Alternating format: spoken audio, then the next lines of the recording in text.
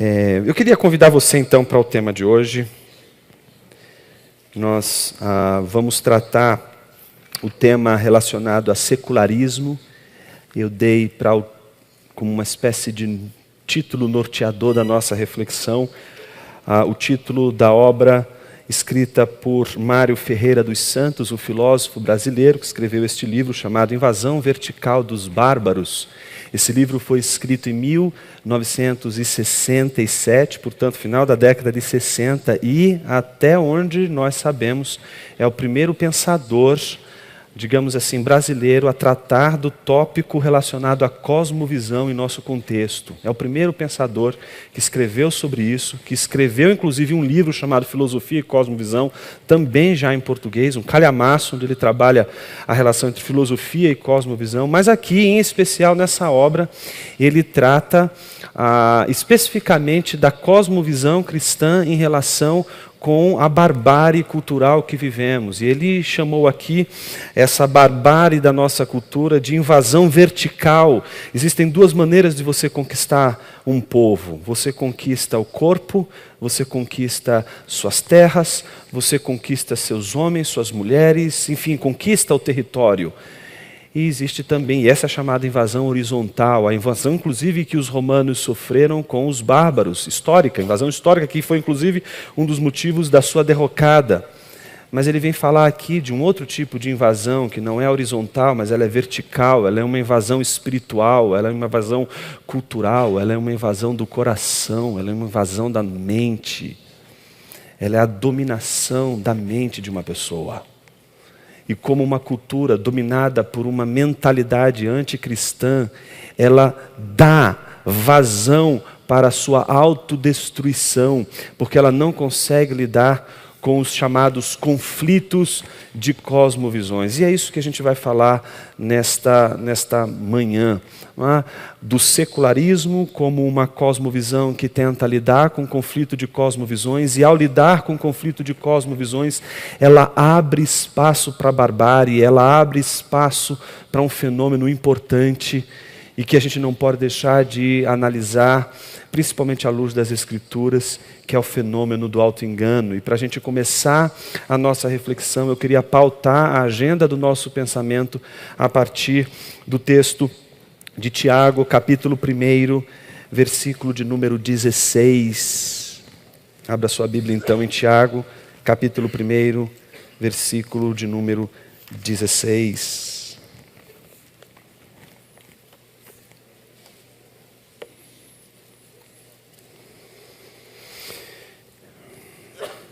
Ao contrário do que um teólogo liberal chamado Martinho de Bellius disse, quando se referiu à epístola de Tiago como uma espécie de coxa de retalhos, e parece que Tiago sofre nas mãos aí dos Martinhos, né?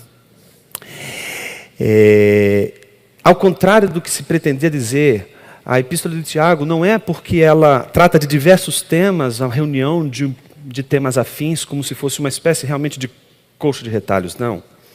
Ela é o conjunto de 13 exortações. 13 exortações.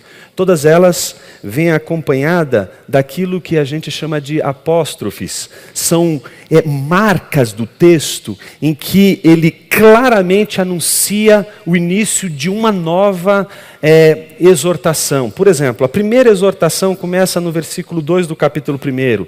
Meus irmãos, tende por motivo de toda alegria ao passardes por várias provações. Você corre os olhos, por exemplo, para o versículo 16, está ali, não é? Meus amados irmãos, não vos enganeis. Você corre para o versículo 19 e você vê lá, meus amados irmãos, sabeis estas coisas. Você corre os seus olhos para o versículo 1 do capítulo 2 e está lá novamente, meus irmãos. E assim até o final da epístola. Cada momento que ele abre dizendo, irmãos, amados irmãos, meus irmãos, ele está iniciando uma exortação, ele está admoestando a sua igreja. Nos interessa para esta manhã a segunda exortação, a exortação do versículo 16 do capítulo 1, que começa dizendo, meus amados irmãos, não vos enganeis. O que é auto-engano? O que é se enganar? É possível alguém se enganar? Como alguém pode se auto-enganar? Em uma obra escrita ali por um pensador importante ali do final do século XV, início do século XVI, chamado Erasmo de Roterdã, a obra chamada Elogio à Loucura. Erasmo, ele lembra a história de um cidadão chamado cidadão de Argos. Este cidadão, ele tinha um costume um tanto excêntrico. Ele diariamente ia ao teatro, se sentava ali em uma das poltronas e ele observava uma encenação. E ele aplaudia, e ele celebrava, ele chorava com toda aquela encenação. O único problema é que o teatro estava vazio. Não tinha ninguém ali. Mas ele olhava para uma encenação e vibrava diante de tudo aquilo. Mas fora aquele período em que ele constantemente ia ao teatro para ver aquela encenação e se emocionar com aquela encenação, fora isso, ele era um homem sensato, ele cumpria rigorosamente os seus deveres, ele era amável com sua esposa, amável com seus filhos, temperante, sempre disposto a perdoar aqueles que ofendiam ou aqueles que o prejudicavam. Então era uma pessoa absolutamente normal, uma pessoa extremamente responsável, uma pessoa extremamente caridosa, mas tinha um determinado momento do dia em que este indivíduo se deliciava com encenações que ninguém conseguia enxergar, apenas ele. Os amigos desse cidadão de Argos achavam isso estranho demais. Como pode, dentro da nossa casa, dentro do nosso contexto, uma pessoa tão doida assim? Vamos tentar resolver esse problema. E aí, eles procuraram os médicos, encontraram ali alguns medicamentos e doparam o pobre cidadão de Argos. E depois de ele expelir a bile, e os medicamentos surtirem o efeito, passa-se o tempo, ele cai em si, e quando ele cai em si, ele diz exatamente o seguinte: por Deus, vocês me arruinaram, meus amigos. Em vez de me curarem, tiraram-me a alegria, pois contra a minha vontade, privaram-me de tão doce ilusão. Erasmo chamou esta doce ilusão do cidadão de Argos de loucura feliz e desejável. Ela não é, essa doce ilusão, fruto de um equívoco ou fruto de uma alucinação. Ela é uma ilusão, mas ela não é nem equívoco, ela não é nem alucinação. O que ela é então? Aquilo que estamos chamando de auto-engano. Para que a gente possa entender o que é o auto-engano, a gente precisa distinguir o auto-engano, em primeiro lugar, como uma ilusão. Mas uma ilusão que é muito distinta de qualquer equívoco e de qualquer alucinação. É distinta de uma falsa percepção, é distinta de uma disfunção psíquica. Por exemplo, me lembro de uma época que, quando eu estava estudando na Alemanha, eu queria muito ver um quadro que ficava no Museu Ludwig, que fica bem ao lado daquela enorme Catedral de Colônia. E é um museu de arte contemporânea, moderna e contemporânea. E lá tem um quadro do Salvador Dalí, um quadro surreal. Perdão do trocadilho. Este quadro tinha algo de interessante, porque nenhuma fotografia é capaz de captar aquela imagem central que o Dalí pintou no meio do quadro, um quadro gigante, E neste quadro, lá no meio, no centro do quadro, tem um rosto de Cristo, tem ali imagens que ele construiu com uma certa delicadeza e que nenhuma câmera fotográfica consegue pegar. Olhando o quadro e tirando a foto do quadro todo. Então eu quis olhar esse quadro de perto, estava lá do lado e vamos conhecer.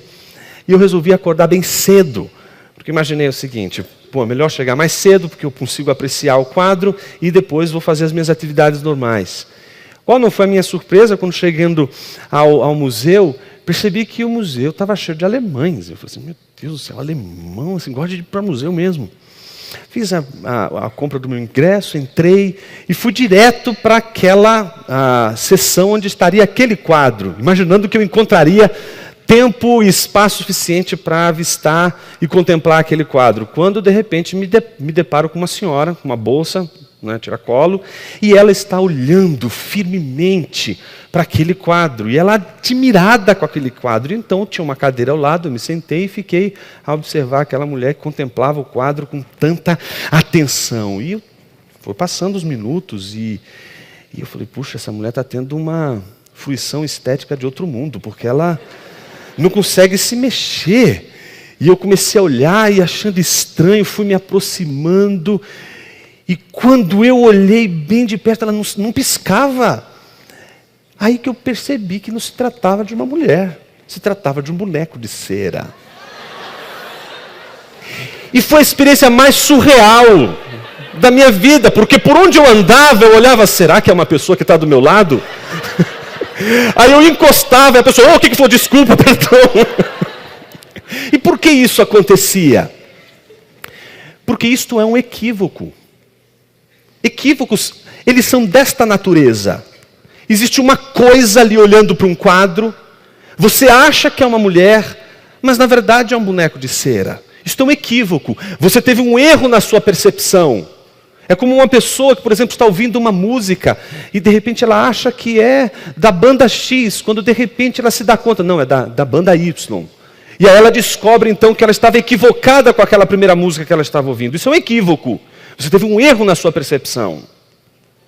Agora, se não estivesse ali nenhuma mulher, e não estivesse ali nenhum boneco de cera, aí é uma disfunção psíquica, você está tendo uma alucinação. Então, graças a Deus, tinha um boneco de cera ali. Não se tratava de uma alucinação, mas de uma falsa percepção. O problema é que o auto-engano não é nem uma alucinação, produto de uma disfunção psíquica, e nem tampouco de um equívoco. Jonas, o que é o auto-engano? Eduardo Gianetti, que é um filósofo, ele escreveu um livro sobre auto-engano. E ele diz exatamente o seguinte: auto-engano é toda tentativa deliberada de manipular o ambiente de modo a alterar certos hábitos e propensões. Suponha que eu tenha um problema com horários. Por exemplo, pessoas que gostam de chegar atrasado. E que apesar de todos os meus esforços para chegar em ponto nos meus compromissos, me tornar pontual, eu continuo sistematicamente chegando atrasado. Uma saída viável, diz o filósofo, é você adiantar em meia hora o seu relógio, o seu despertador e o seu relógio de pulso. Vejo que muita gente aqui já teve esse tipo de experiência. E qual é a sacada? Você, ao adiantar o seu relógio 30 minutos antes, você então pode ter a grata surpresa de conseguir chegar pontualmente no seu encontro. Mas para isso dar certo, você precisa acreditar que aquele momento em que você voltou 30 minutos atrás, na verdade se tornou exatamente a redução de todo o tempo. Você precisa, portanto, acreditar na mentira que você inventou. Só vai dar certo se você acreditar nela. Tanto é assim que se você sabe que você tem 30 minutos, você vai chegar atrasado de novo. Então, o segredo do auto-engano é acreditar em nossa mentira. O segredo do auto-engano, o seu sucesso, depende do fato de que podemos esquecer da mentira que contamos para nós mesmos.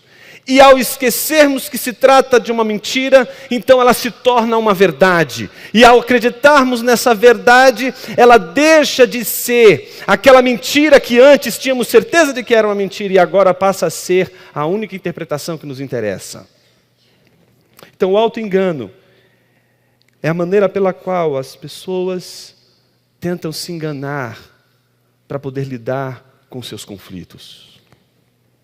Foi assim com Davi, e é assim com todos os irmãos e irmãs que, quando querem errar e falhar com Deus, precisam interpretar de forma equivocada as Escrituras. Para o cristão pecar, se ele teme a Deus, ele precisa se auto-enganar. E a primeira mentira que ele precisa acreditar, e que ele não consegue confessar com a sua boca, mas apenas com o seu coração, é de que Deus não é soberano. Todo pecado é uma maneira silenciosa de dizer que Deus não é soberano. É uma mentira que contamos para nós mesmos. E para surtir efeito, precisamos acreditar. Nós vamos falar hoje sobre auto-engano. Mas não meramente do auto-engano como uma experiência que a igreja de Tiago estava enfrentando. O auto-engano que marcou a experiência da igreja que Tiago está exortando é aquele auto-engano que levou aquela igreja a achar, portanto, que Deus seria o grande tentador das suas vidas. Quando a gente lê, por exemplo, o versículo de número 13, Tiago diz: ninguém ao ser tentado diga, sou tentado por Deus, porque Deus não pode ser tentado pelo mal, e Ele mesmo a ninguém tenta. Entretanto, é esse auto-engano que faz com que os membros daquela igreja vivessem naquela condição de que todas as suas frustrações e todas as suas tentações eram, na verdade, resultado do agir de Deus sobre suas vidas. As tentações tinham a sua causa primeiro em Deus. Mas nós não vamos falar sobre a nossa mania de nos enganarmos sobre quem nós somos e sobre quem Deus é meramente. Mas nós pretendemos falar do auto-engano principalmente no que se refere à nossa maior e mais precisa tentação no mundo contemporâneo, que é exatamente aquela que nos faz ceder diante do conflito das interpretações, diante do conflito das cosmovisões, diante da influência que sofremos das cosmovisões que não são cristãs. Veja, há algo que a gente não pode perder de vista. A gente às vezes acha que o mundo é algo neutro, e que cada um tem a sua visão de mundo, e que cada um vai colocar e imprimir nesse algo neutro que é o mundo, a sua visão de mundo. Não, meus irmãos. O mundo é bíblico. Por isso só a visão bíblica se encaixa na apreensão da realidade bíblica do mundo. Por isso qualquer cosmovisão que não seja bíblica, qualquer cosmovisão que não seja centrada na revelação de Deus, será auto-engano. Ela estará pautada sempre num exercício de cegueira, sempre num exercício de auto-engano, sempre num exercício que fará, ou de alguma forma fará presumir o mundo de uma maneira que ele não é. Nós vamos assistir um vídeo agora, bem rápido, e esse vídeo retrata a maneira pela qual nós podemos ser enganados por diversas cosmovisões, mas em especial por um tipo de cosmovisão. Uma cosmovisão que lida não só com o fato de que existem múltiplas cosmovisões, mas de que aqueles que vivem em contextos de diversas cosmovisões devem ser obrigados a pensar de uma só maneira. E talvez essa seja a maior de todas as nossas tentações, a fonte da barbárie cultural, a fonte da desintegração da nossa mentalidade cristã, quando nós estamos ali exercendo nosso dever público, nosso dever cívico. Vamos assistir o vídeo e depois a gente volta. God has not revealed himself to me. Even if he did, I'm not sure how I could be confident that it wasn't just some kind of delusion reinforced by my desires or my culture. Oh, trust me, you'd know. God revealed himself to me. Me too. Oh, really? Pleased to meet hurt you. I have felt God in my heart. God speaks to me. I have a close personal relationship with God. Me too. Amen. You see, God isn't silent. He speaks to us all. Right? We can't all be wrong. You just need to open the door when you hear God knock. We all have a close personal relationship with God, and you can too. Just accept Jesus Christ as your Lord and Savior. Whoa, hold on there. Jesus, peace be upon him, was a prophet, but he was not God. Yes, he is. The only way to be saved is through faith in Jesus Christ. Well, not faith alone. Faith without works is dead. Not so fast. All of our righteous acts are like filthy rags to God. It doesn't matter. God loves us all. We will all go to heaven and see the truth then. You think even Hitler is going to heaven? Even Hitler. I'm sorry, but Hitler's gotta burn. Not if he repented. Hitler's going to hell, and so is that guy who cut me off in traffic this morning. You've all been blinded by Satan. Jesus visited the Indians and cursed black people. Say what? And I'm going to get my own planet after I die. Not if Zeno escapes his volcano prison. Say what? Oogly skoogul kootalulu labby dabby kaka slop.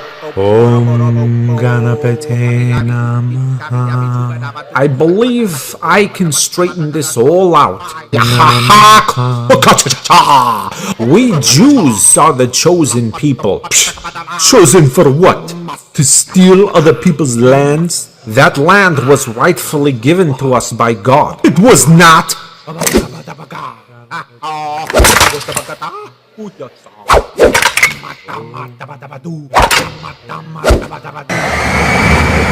Okay, everyone, calm down. Put the fighter jet down. If God is speaking to all of you, then he appears to be telling all of you very different, contradictory things. Perhaps this rather glaring discrepancy can be explained if we examine the fact that your relationship with God seems to be precisely shaped by the culture in which you were raised and the predominant version of God you were taught to believe in. Sure, there are exceptions, but typically religion obeys borders, while truth does not. In America, God is Yahweh. While in India, God is Vishnu. The truth does not behave this way. In America, 2 plus 2 is 4, and in India, 2 plus 2 also equals 4. If God's message to us was so dire, so vitally important, then why wouldn't he give it to us in such a clear and precise way so that we would all be in agreement, as evident as a simple math problem in which there is universal agreement, rather than trusting his precious message to be spread by fallible, corruptible human beings? Why would Almighty God allow the continuation of such widespread falsehoods in his name, which would be effortless for him to correct, or never even need to correct in the first place, because a perfect being would have gotten it right from the very beginning? I can't wait to get my own planet. But y'all are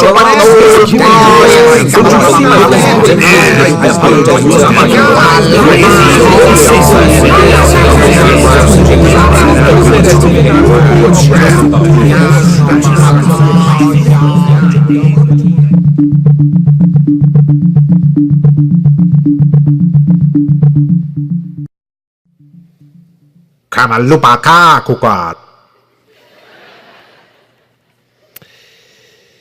É interessante como esse vídeo faz uma defesa aparentemente plausível, como uma espécie de solução para o conflito de cosmovisões. E muitos cristãos acabam caindo nas ciladas desse argumento, exatamente porque conseguem perceber o que, de alguma forma, esse argumento aponta, o conflito. Mas nenhum cristão deveria, em primeiro lugar, questionar a pluralidade. A pluralidade é um dado da criação de Deus.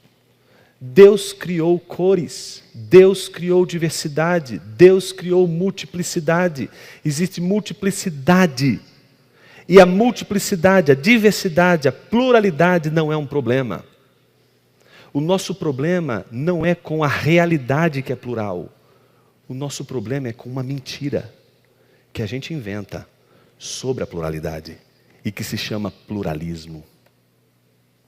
Não é a pluralidade que se combate ou que se constrói uma reflexão crítica, mas é contra exatamente o pluralismo, que é uma saída pela qual se defende a ideia de que todas as perspectivas são válidas, de que todas elas são, portanto, plausíveis, e de que não há nenhuma possibilidade de você discordar de um pensamento, de uma visão de mundo, simplesmente porque a lei, o princípio, o pressuposto básico de uma cosmovisão pluralista é exatamente a ideia de que todas as perspectivas são válidas.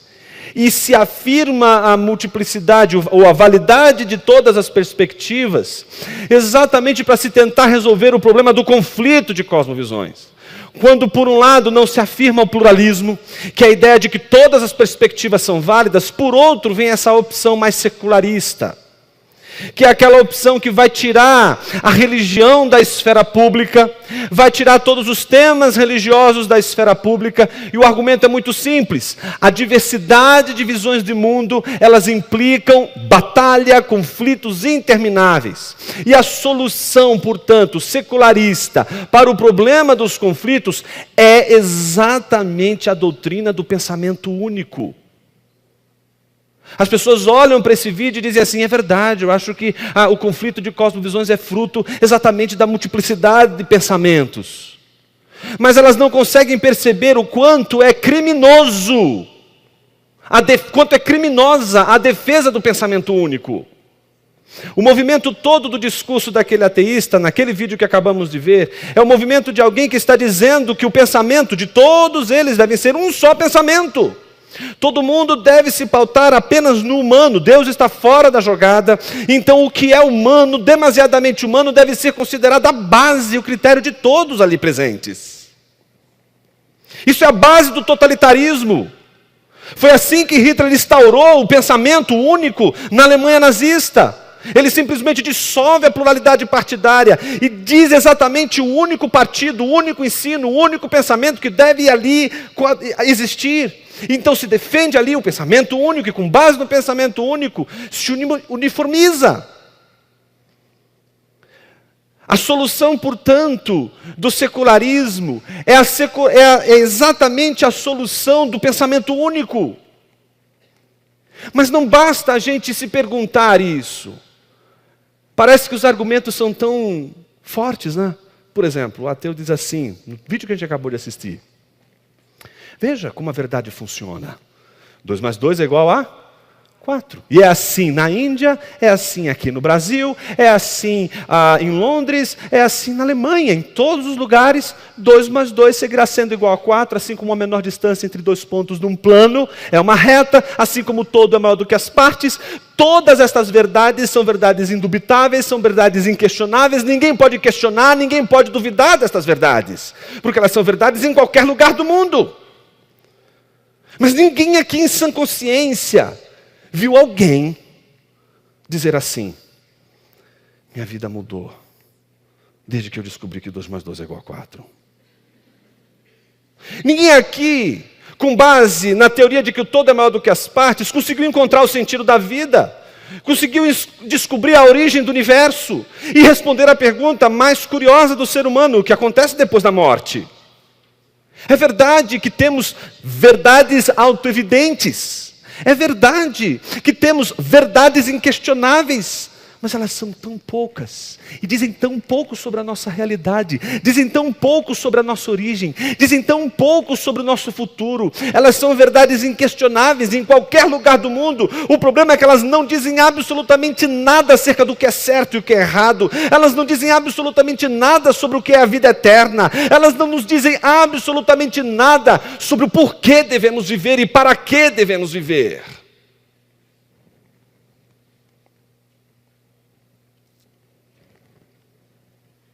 O ateu cobra, portanto, de todos aqueles que defendem verdades pautadas na sua religião.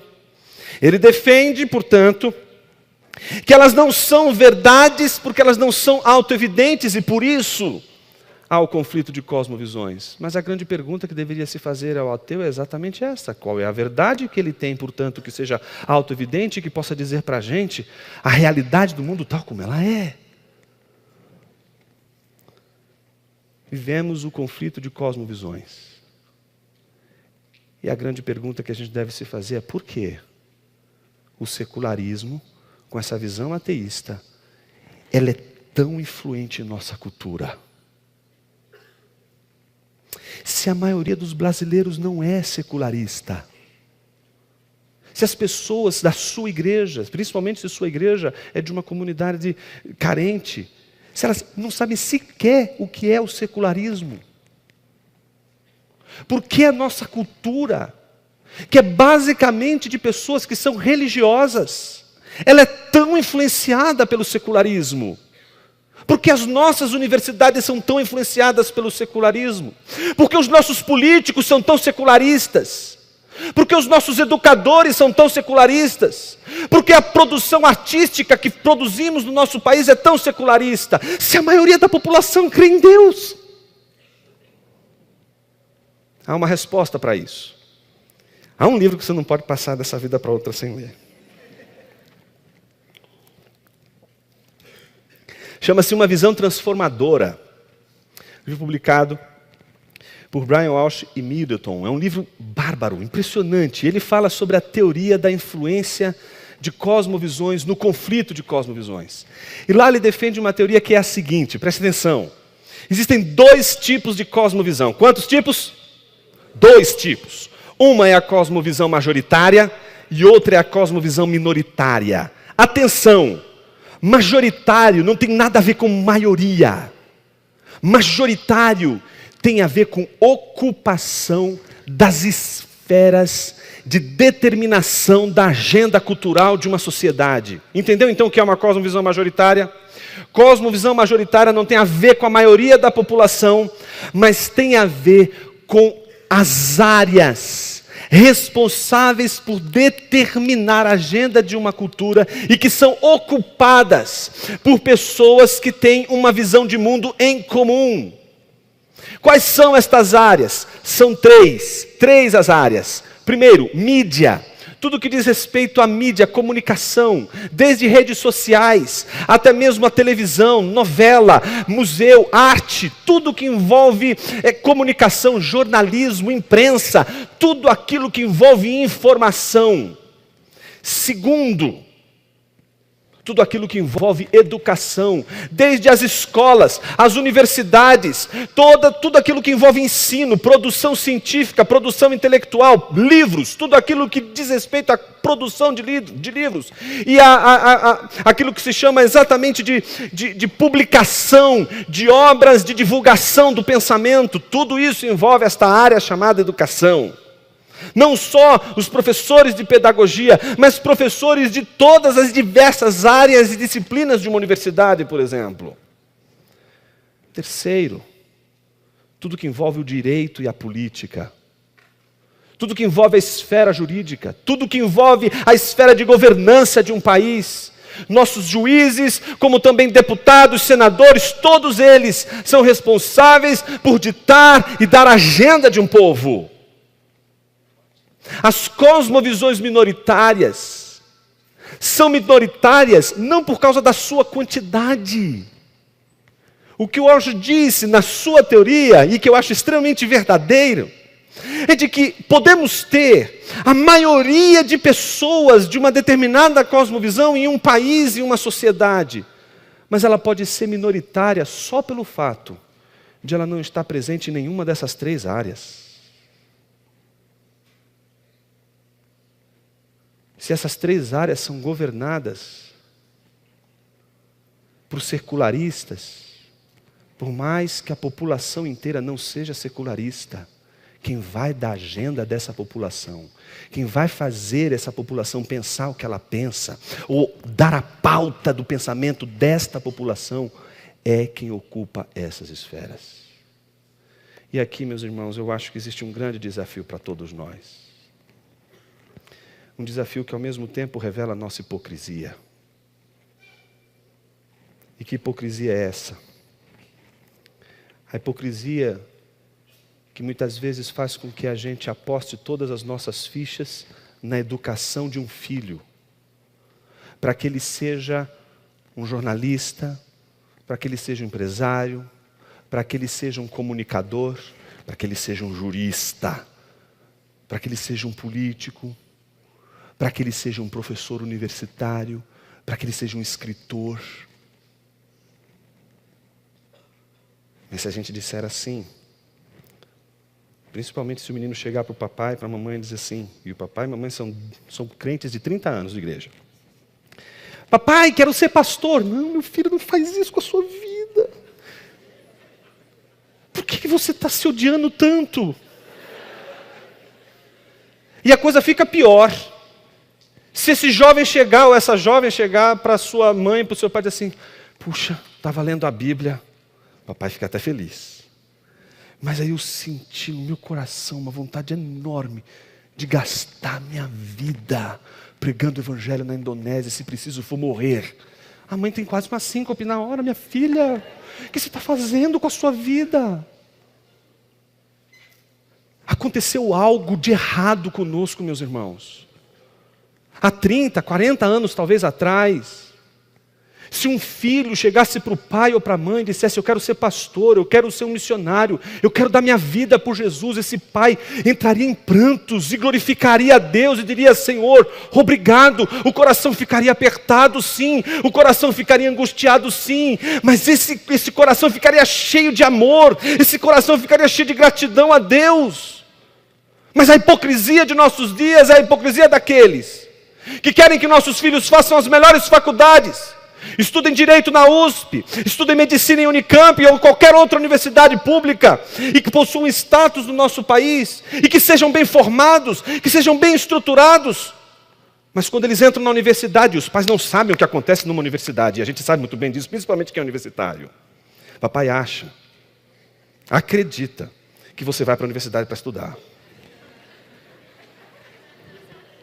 Os pais acreditam piamente que você vai para uma universidade e ali você vai aprender tantas coisas incríveis. E você, não é? Auto-engano é uma bênção. Mas algo acontece na universidade e que faz com que a gente perca os nossos jovens. Eu não estou dizendo que é perder para o bar da esquina. Porque quando um cristão entra numa universidade e a mente dele se curva ao bar da esquina, ele já entrou com a mente perdida. Ele só está fazendo aquilo que o coração dele já estava inclinado a fazer. Mas a minha preocupação é com aqueles irmãos que receberam ensinos do Evangelho e quando chegam na universidade não conseguem ver mais significado na palavra de Deus. Porque os argumentos são tão fortes. Os argumentos são tão orquestrados, são tão bem retoricamente trabalhados. Me lembro como hoje de um amigo que eu estava conversando com ele sobre o Evangelho, e era um colega de filosofia, na época da graduação em filosofia. E ele achou muito interessante a visão cristã de mundo, sobre a criação e arte, cultura, essa coisa toda. E a gente foi para uma aula, e era uma aula de estética. E era uma aula de um professor marxista, ateísta, e que deu uma aula brilhante. No final dessa aula ele disse assim, Jonas, eu fiquei me perguntando por que nesta universidade, que é chamada de uma universidade cristã, por que nela não tem professores cristãos? O pior se agrava quando o pai chega para você, pastor da igreja, e diz assim, meu filho está dizendo umas coisas muito estranhas depois que entrou na universidade. Eu estou preocupado com ele. Ele não é mais do mesmo jeito. Pastor, você precisa fazer um culto aí no sábado à noite.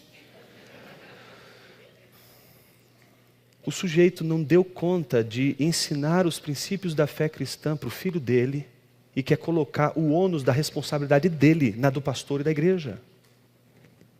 A Bíblia não diz: entregue os caminhos do teu filho ao pastor da tua igreja e aos professores de escola bíblica dominical, e eles ensinarão o caminho que eles devem seguir. Não, meus irmãos. Esta não é a responsabilidade dos pastores meramente e dos professores de escola bíblica dominical. Essa é a missão dos nossos pais. No entanto, diante dessas circunstâncias, quando nós dizemos: então você quer que faça um culto, então no sábado à noite para o seu filho,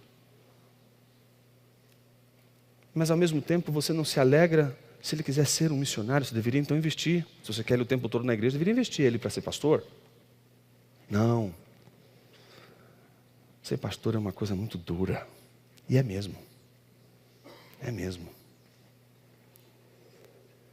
No entanto, a hipocrisia não nos deixa ver o fato de que estamos diante da desintegração de uma cultura que simplesmente deixamos ela, que simplesmente entregamos. E o pior de tudo, sabe o que mais me espanta?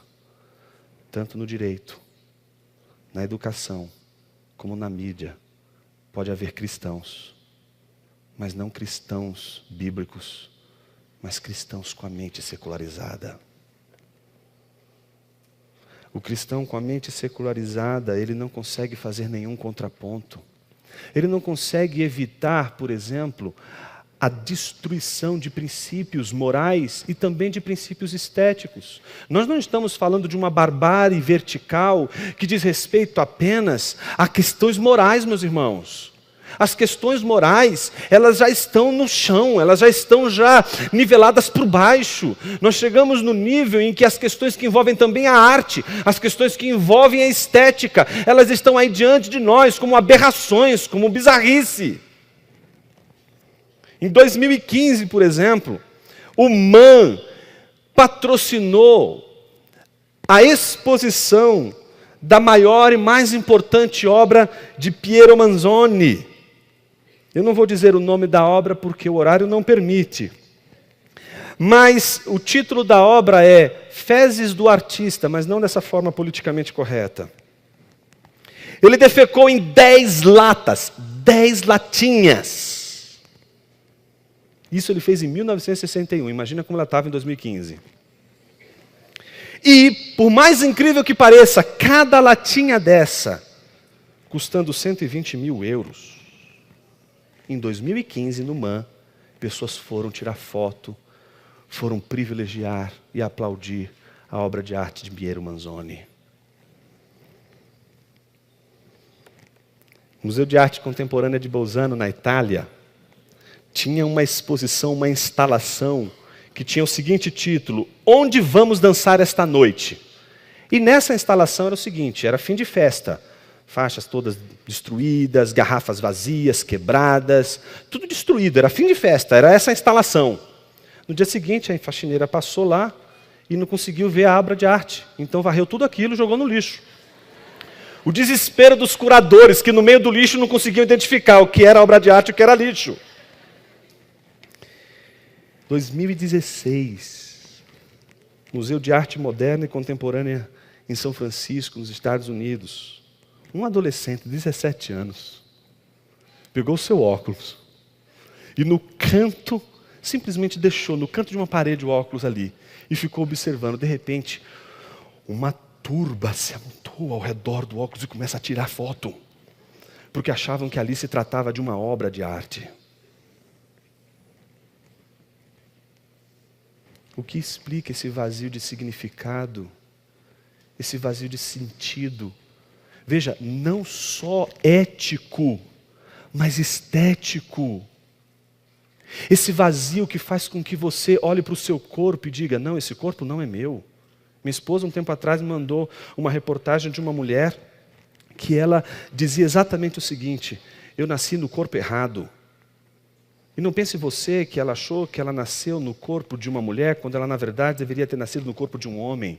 Ela dizia que ela deveria ter nascido no corpo de uma gata. E, com perdão do trocadilho, era desprovida de beleza.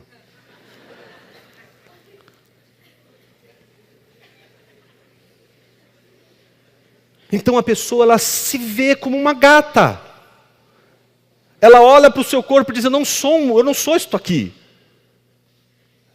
E é tão interessante como o auto-engano não é a manipulação do real, meus irmãos. O auto-engano é a manipulação da nossa mente.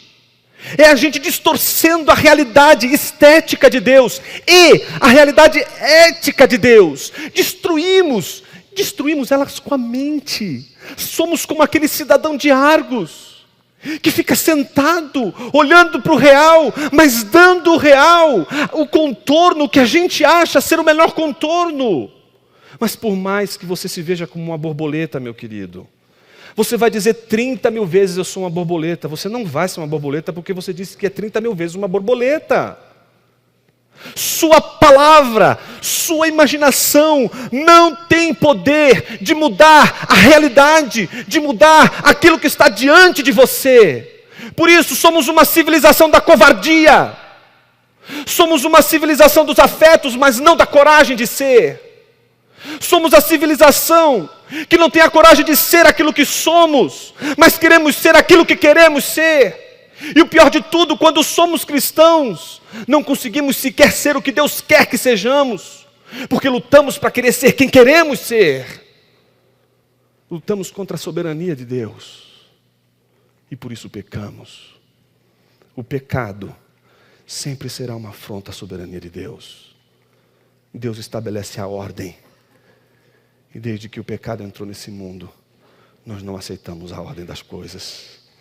E mudamos as coisas, porque queremos que ela tenha a nossa imagem e semelhança. Queremos que ela seja exatamente como nós somos. Ou nós queremos que sejam. Falhamos na medida em que não conseguimos mais protestar, não contra a realidade que nos cerca, mas quando não conseguimos protestar contra aquilo que é mais difícil de se protestar na vida, nós mesmos. Paul Ricoeur dizia que somos a civilização daqueles que suspeitam de Deus. E é fácil suspeitar da existência de Deus. É fácil suspeitar de Deus. A coisa mais difícil é suspeitar de si mesmo. Nós nos enganamos, acreditamos em nossas mentiras e por isso não suspeitamos de nossas mentiras.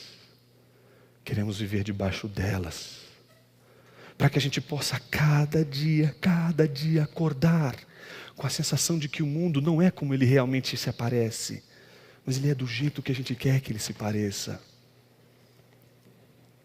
Somos como Davi, que no dia em que o rei deveria guerrear, andou ociosamente pelo palácio, avista uma senhora se banhando, e então começa a imaginar, preciso possuir essa mulher. Entretanto, essa mulher é casada, e Davi conhece a lei de Deus.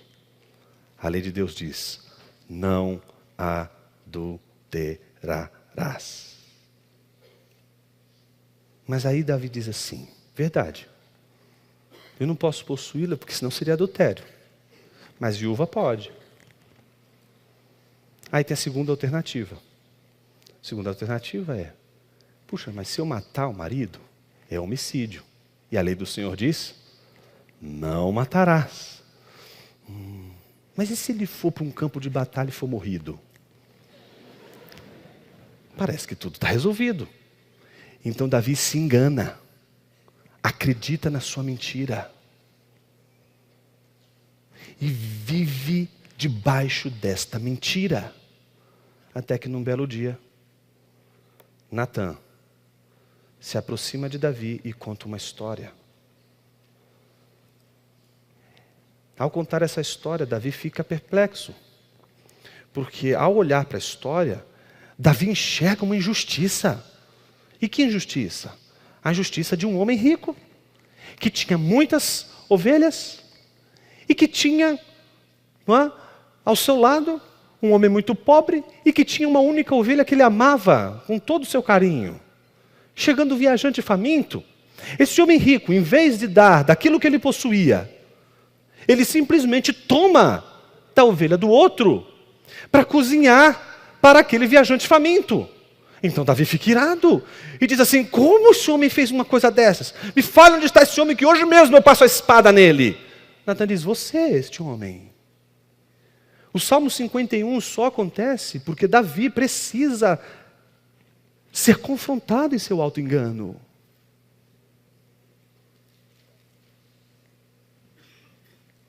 Precisamos de Natan, meus irmãos, que enxergue a nossa maneira de nos auto-enganarmos por acreditarmos que, pelo fato de nossos discursos serem discursos esteticamente evangélicos, portanto somos cristãos. É a maldição, por exemplo, do varão e da varoa.